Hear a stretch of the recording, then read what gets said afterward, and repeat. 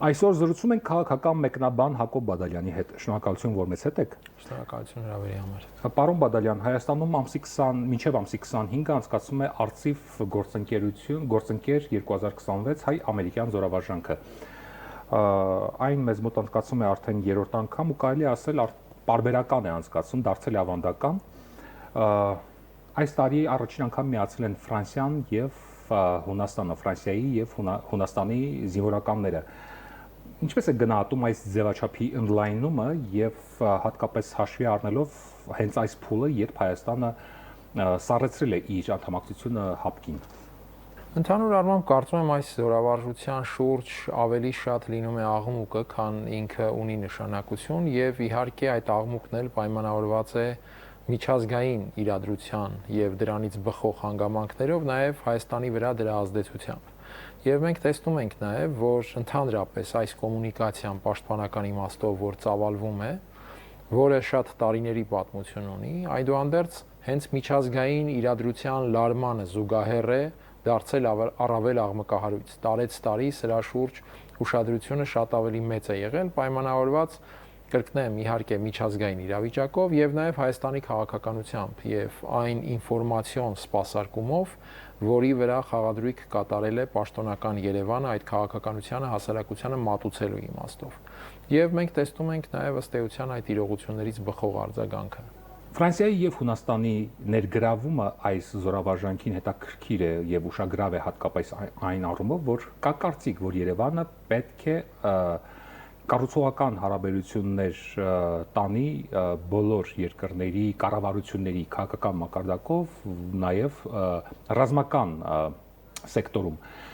Եվ այդ երկրների ցանկում հատկապես շատ կարևոր է, երբ Հայաստանը գործընկերություն հզոր սերտ գործընկերություն հաստատի հատկապես այն երկրների հետ, որոնք պատմականորեն տուժել են Թուրքիայից, օրինակ Հունաստանի, Կիպրոսի, Բուլղարիայի հետ։ Այդ առումով, եթե նայում ենք Հայաստանը ճիշտ քաղաքականություն է բանում, դիվանագիտությունը ճիշտ է տանում հարաբերությունների զարգացման եւ ընդլայնման տեսանկյունից։ Ընդհանուր առմամբ, եթե խոսենք քաղաքականության, վարվող արտաքին քաղաքականության մասին, ապա այստեղ Հայաստանը ավելի շատ մենք տեսնում ենք, որ Թուրքիային բավարարելու վարքագիծ է դրսևորում եւ ոչ թե հակառակը եւ ավելին ցանկացած քայլ անելիս գլխավոր այսպես ուղենիշներից մեկը դարձել է այն, թե ինչպես կարձագանքի այդ քայլին Թուրքիան։ Հետեւաբար այստեղ Հունաստանի հետ գործակցությունը կամ Ֆրանսիայի հետ գործակցությունը չեմ կարծում, թե պայմանավորված է առավելապես հենց այս հանգամանքով։ Ընդհանրապես Հունաստանը, օրինակ Հայաստանի պաշտպանական պետք է արդյոք զարգացնի հարաբերությունները հատկապես հենց այդ երկրների հետ, որոնց ես օրինակ նշեցի Կիպրոս, Հունաստան, հարաբերություն պետք է զարգացնել բոլոր ոչ երկրների հետ, միայն գիտական հարաբերություններ, այլև ռազմական սեկտորի հետ, եւ այստեղ երկու կարծիք լինել չի կարող, բայց այդ հարաբերությունը չպետք է զարգանա հակաթուրքականության տրամաբանությամբ։ Ինչու՞, որովհետեւ այդ երկրները նույն Թուրքիայի հետ պայմանավորվելու շատ ավելի մեծ ռեսուրս ունեն, քան մենք, եւ մեր հակաթուրքականությունը հետո կարող է վերածվել ընդհանրապես նրանց եւ Թուրքիայի պայմանավորվածության մանրադրամի։ Սա այդ տեսանկյունից, բայց որ պետք է հնարավորինս շատ երկրների հետ աշխատել ոչ միայն պաշտպանության ոլորտում, այլ առհասարակ տնտեսության, քաղաքականության եւ այլն, սա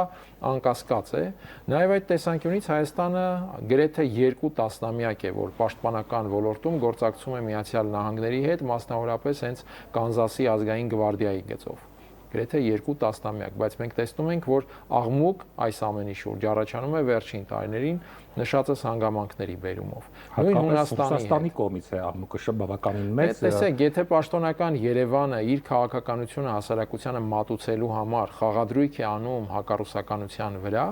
եւ փորձում է իր ներքին քարոզչության ողնաշար դարձնել այն, որ ինքը ձգտում է ինքնիշխանության, իսկ Ռուսաստանը փորձում է հակազդել այդ ինքնիշխանությանը եւ այլն, այստեղ հասկանալի է, որ Ռուսաստանից էլ արձագանքը գալիս է նույն տրամաբանությամբ։ Իրականում Ռուսաստանից այս կարգի արձագանքները ավելի ամրապնդում են Հայաստանի իշխանության ներքին դիրքերը, քան խանգարում դրան։ Եվ առերևույթ թվացող հակասությունը իրական քաղաքական գետնի վրա աստից տալիս է բացարձակապես այլ արդյունք եւ էֆեկտ, ինչը ի դեպ նաեւ արձանագրվեց ընտրական process-ում։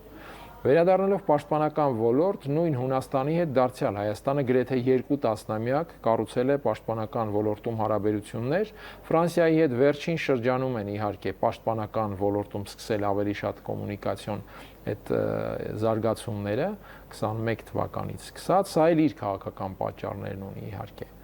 Եվ հանրագումարում ինչու է այս զորավարժությունը 3 այս ուժերի մասնակցությամբ տեղի ունենում, սա համենայն դեպս քաղաքական իմաստով այդպես բացատրված չէ եւ կարծում եմ ավելի շուտ ինֆորմացիոն տրամաբանության ենթակա հանգամանք է, քան քաղաքական ինչ-որ ավելի խորքային process-ների, որովհետեւ այս արծիվ գործընկեր զորավարժությունը իրականացվում է առավելապես հայ-ամերիկյան ձևաչափով։ Եվ Հայաստանի խաղաղապահ կարողությունների ընդլայնման հարցում Միացյալ Նահանգներն է շատ մեծ դերակատարում ունենում։ Հետևաբար Ֆրանսիայի Հունաստանի ներգրավումը այս վարժանքներին մեծ հավանականությամբ պարզապես համաձայնեցված է նահանգների հետ։ Եթե ավելի խորքային քաղաքական առումով դիտարկենք, մենք տեսնում ենք, թե որքան լարված է օրինակ նահանգների այսօրվա վարչակազմի, նախագահ Թրամփի եւ Ֆրանսիայի նախագահի հարաբերությունը եւ ընդհանրապես Միացյալ Նահանգներ Եվրոպա, Միացյալ Նահանգներ, Ֆրանսիա փոխհարաբերությունը, ել չասած այն մասին, որ Միացյալ Նահանգներ ՆԱՏՕ փոխհարաբերությունը բավականին բարդ եւ տրանսֆորմացիոն փուլում է։ Հետեւաբար այս պայմաններում, երբ առավել ծանրակշիռ քաղաքական միջավայրում ունենք այս հակադրությունները, մտածել, որ Հայաստանում այս զորավարժության 3-ի մասնակցությունը ինչ որ շատ ավելի խորքային process-ների նախերգանք է կամ դրա դրսևորում, ես կարծում եմ այդքան էլ իրատեսական չի լինի։ Տեսեք, դուք ասում եք, որ խորքային եւ իրատեսական չի կարող լինել, բայց Ռուսաստանի արձագանքը բավականին ցավոտ էր, կոշտ է արձագանքել, հայտարարելով ԱԳՆ-ն հայտարարելով, թե հայ զինվորականներին սովորեցնելու են պատերազմել Ռուսաստանի դեմ։ Եթե հետահայացք նետենք ժամանակին Ռուսաստանի տարածքում հենց եղել է ՆԱՏՕ-ի լոգիստիկ կենտրոն, եթե չեմ սխալվում, Ուլիանովսկում է դա եղել, կամ ՀԱՊԿ-ի անդամ պետություններից Ղրղստանը եւ Ղազախստանը, եթե չեմ սխալվում, Տաջիկստանը, Ղրղստանը եւ Տաջիկստանը նաեւ ներկայություն են ունեցել ՆԱՏՕ-ի։ Սա ինչ է նշանակում Հայաստանի դեպքում, ինչու է այսքան ցավոտ ընկալվում ընդամենը մի քանի տասնյակ, ասենք, զինվորականների ներկայությունը։ Ըստ իս պետք է հասկանալ ընդհանրապես ինչ խնդիր է փորձում լուծել Հայաստանի մասով Ռուսաստանը։ Հայաստանի առումով Ռուսաստանը փորձում է ձերբազատվել Հայաստանի անվտանգության միջավայրի համար պատասխանատվությունից։ Մի շարք պատճառներով ընդհանուր առմամբ, որովհետև այդ պատասխանատվությունը իրացնելու բավարար ռեսուրսներ եւ հնարավորություն այսօր չունի, դրանք գերազանցապես կենտրոնացված են ուկրաինական ուղղությամբ եւ նաեւ ոչ շատ ակտիվ դրսևորումների տեսանկյունից, բայց շատ խորքային իմաստով կենտրոնական Ասիայի ուղղությամբ։ Հետևաբար պատասխանատվությունից ազատվելու այդ խնդիրը լուծելու համար պետք է Հայաստանում ձևավորել, եթե այսպես ասեմ, ալիբի։ Հայաստանում ալիբին ձևավորվում է այդ ինֆորմացիոն միջավայրի միջոցով։ Հայաստանի իշխանությունը վարում է ինֆորմացիոն միջավայրում հակառուսական քաղաքականություն, ներկայացնելով դա որպես ինքնիշխանության ապահովում Ռուսաստանի հավակնություններից եւ այլն, Ռուսաստանն էլ իր հերթին խաղում է դրա վրա, այսինքն պաշտոնական Երևանը իր միավորներն է ներսում հավաքում Հայաստանի հասարակության մոտ, Ռուսաստանն էլ իր ալիբին է ձևավորում այդ ինֆորմացիոն միջավայրում դարձյալ Հայաստանի հասարակության մոտ։ Այս խաղն է տեղի ունենում քաղաքական իմաստով, սա բավական վտանգավոր խաղ է, որովհետև մեզ պետք է մտահոգի հենց դա,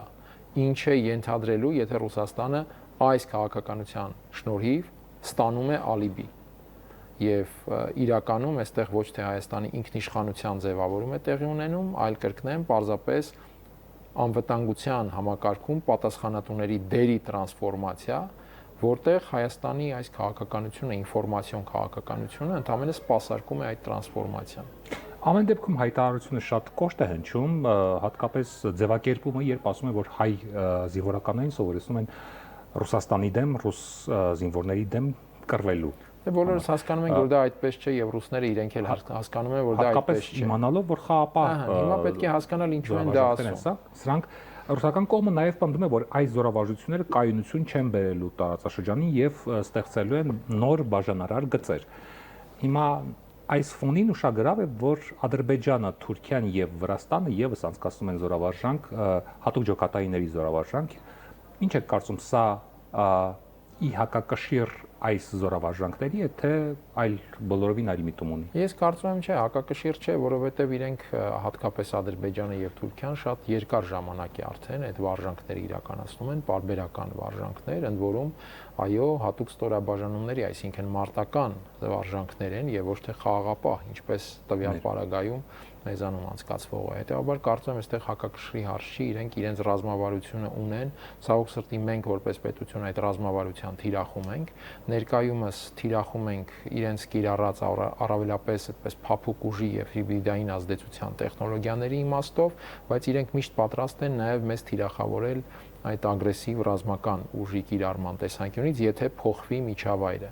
Եվ այստեղ է նաեւ, որ մենք պետք է մտահոգվենք իհարկե, որ այդ հնարավոր միջավայրի փոփոխությունների պարագայում Հայաստանը գործնական իմաստով զբաղված է առավելապես ինֆորմացիոն քաղաքականությամբ եւ ոչ թե իրական քաղաքականությամբ։ Ի վերջո, Արծիվ գործընկեր 2026-ը եւ դրա շուրջ ծավալվող աշխարհաքաղաքական մեծ աղմուկը Հայաստանի մոտեցնում են արևմուտքից անվտանգային իրական երաշխիքներ ստանալու առումով, թե ընդհակառակը ստեղծում են ավելի լուրջ վտանգներ, ինչի մասին, որոնցից մի քանիսի մասին դուք ակնարկեցիք։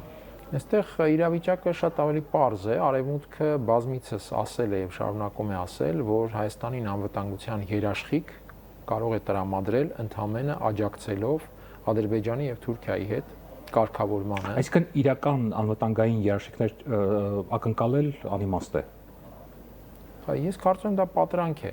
Իսկ այս խաղապահներին պատրաստում ենք ինչի համար։ Խաղապահներին պատրաստելը իրենց համար, նկատի ունեմ ամերիկացիների համար, սա քաղաքական ազդեցության միջոց է, քաղաքական ազդեցության, դերակատարության եւ այլն, ինչպես օրինակ քաղաքացիական ուղղությամբ են ծախսում բազմաթիվ գումարներ եւ իրականացնում տարբեր ծրագրեր։ Այս դեպքում ծախսում են այդ ամենը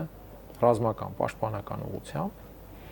Մեզ համար սա ընդհանրապես խաղաղապահ կոնտինգենտի այդ պատրաստումն է, որը պաշտպանական համակարգի տեսանկյունից կարևոր է, Հայաստանի համար ռեսուրս է, պետք է օգտվել այդ ռեսուրսից, եւ իհարկե որոշակիորեն նաեւ Միացյալ Նահանգների հետ հարաբերության կոմունիկացիա, բայց ես նշեցի, որ օրինակ Կանզասի ազգային գվարդիայի հետ Հայաստանը պաշտպանական ոլորտում գործակցում է գրեթե արդեն 20 տարի մոտավորապես անում են, բայց նախկինում այդ աղմուկը չկար, որովհետեւ նախկինում նաեւ Հայաստանի ինֆորմացիոն քաղաքականությունը այլ տրամաբանություն ուներ։ Նախկինում այս ամենի շուրջ Հայաստանը ոչ թե շեշտադրում էր անում ինֆորմացիոն էֆեկտների վրա, այլ հակառակը փորձ էին անում իրապես բալանսավորված քաղաքականություն վարել։ Եվ դրա համար մենք ունեինք լրիվ այլ միջավայր, այդ այսպես ասենք աղմուկի իմաստով, այլ կերպ ասած աղմուկի բացակայություն։ Այդ տեսանկյունից կրկնեմ, զուտ աշխատանքային կոմունիկացիայի առումով սա շատ կարևոր ուղղություն է, պետք է հարստացնել մեր պաշտպանական կարողությունները, մեր զինուժի նաև խաղաղապահ կարողությունները եւ ինչպես գիտենք, մի քանի տեղ Հայաստանը ունի նաև խաղաղապահ ներկայություն բազմազգ ուժերի կազմում եւ բնականաբար դա եւս ինչ որ իմաստով քաղաքական հանգամանք է։ Շնորհակալություն մեր հարցերին պատասխանելու համար։ Շնորհակալ։ Մենք զրուցում էինք քաղաքական վերլուծաբան Հակոբ Բադալյանի հետ։ Ցտեսություն։